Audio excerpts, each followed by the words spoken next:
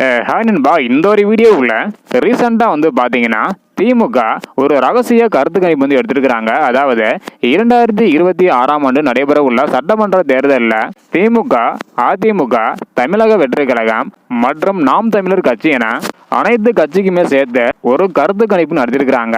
So இந்த ஒரு கருத்து கணிப்பில் நம்ம எதிர்பாராத மாற்றங்கள் வந்து ஏற்பட்டிருக்குது. ஒவ்வொரு கட்சிக்கும் எவ்வளோ பர்சன்டேஜ் கிடைச்சிருக்கு அப்படின்றத டீட்டெயில் வந்து பார்த்துடலாம். அது மட்டும் இல்லாமல் இந்த ஒரு கருத்து கணிப்பில் யாருக்கு முதல் இடம் கிடைச்சிருக்கு அப்படின்றதையும் டீட்டெயில் வந்து பார்க்க போகிறோம். அதுக்கு முன்னாடி 2026ல் உங்களுடைய ஆதரவு யாருக்கு அப்படின்றத மறக்காம கமெண்ட் பண்ணுங்க.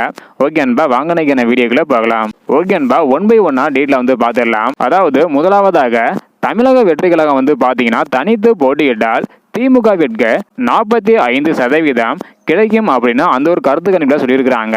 அதனை தொடர்ந்து அதிமுக மற்றும் பாஜக கூட்டணிக்கு 22% வாக்குகள் கிடைக்கும் அப்படின்றதையும், தமிழக வெற்றி கழகம் தனித்து போட்டியிட்டால் 23% வாக்குகள் கிடைக்கும் அப்படின்றதையும், அதனை தொடர்ந்து சீமான் அவர்களோட நாம் தமிழர் கட்சிக்கு 5% வாக்குகள் கிடைக்கும் அப்படின்ற சொல்லியிருக்கிறாங்க. ஒருவேளை பாஜக, அதிமுக, தமிழக வெற்றி கழகம் இணைந்தால் 35% வாக்குகளை பெறலாம் அப்படின்னு அந்த ஒரு கருத்து கணிப்பில் சொல்லியிருக்கிறாங்க.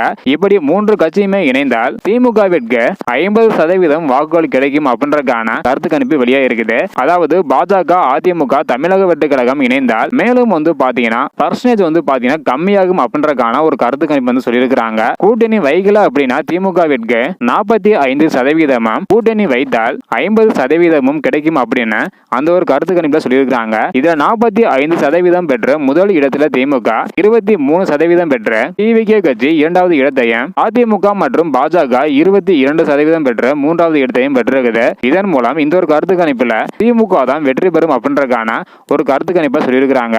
இதை பத்தி உங்களுடைய கருத்து என்ன அப்படின்றத மறக்காம கமெண்ட் பண்ணுங்க. தேங்க்யூ.